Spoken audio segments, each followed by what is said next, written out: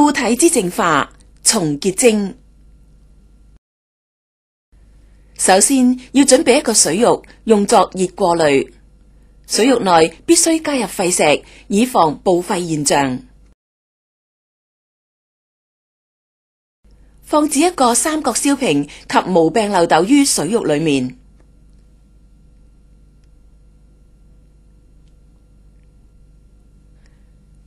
用電熱板將水浴加熱至沸騰，溶解樣本，將樣本放到三角燒瓶內，加入少量溶劑，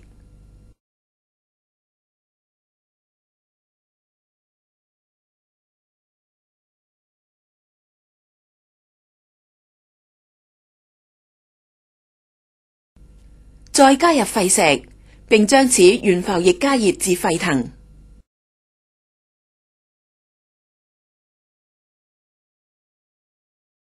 處理熱玻璃器皿時要戴手套。分次加入少量溶劑，直至所有固體溶在沸騰溶液裏面。為了提高回收率，溶劑切不可過量。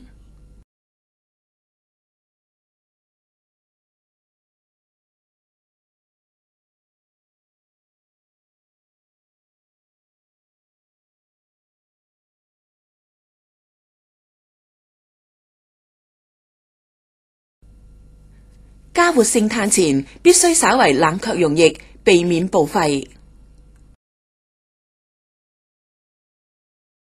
加入少量活性炭，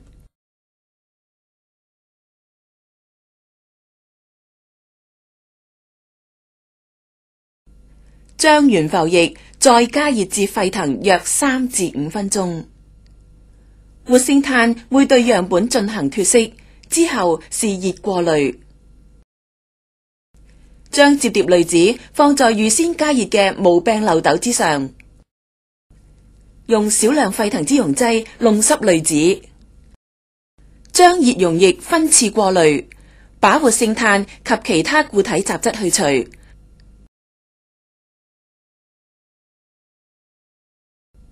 在整個過濾過程中，待過濾的熱溶液必須保持沸騰。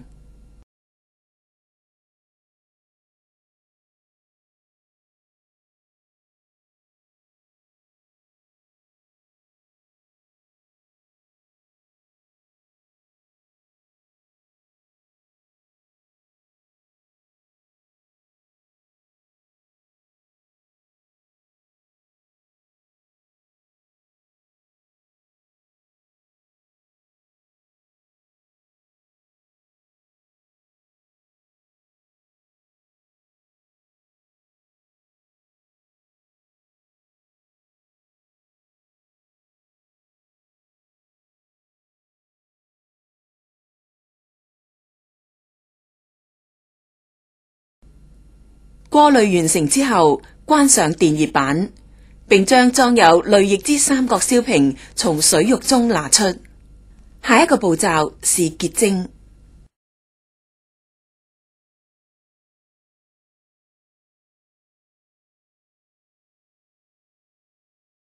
為咗令到結晶嘅質素比較好，用錶面玻璃將溶液蓋住，減慢冷卻及避免騷擾結晶過程。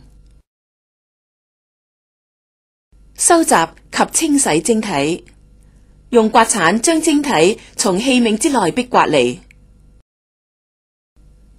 用抽氣過濾法將晶體收集，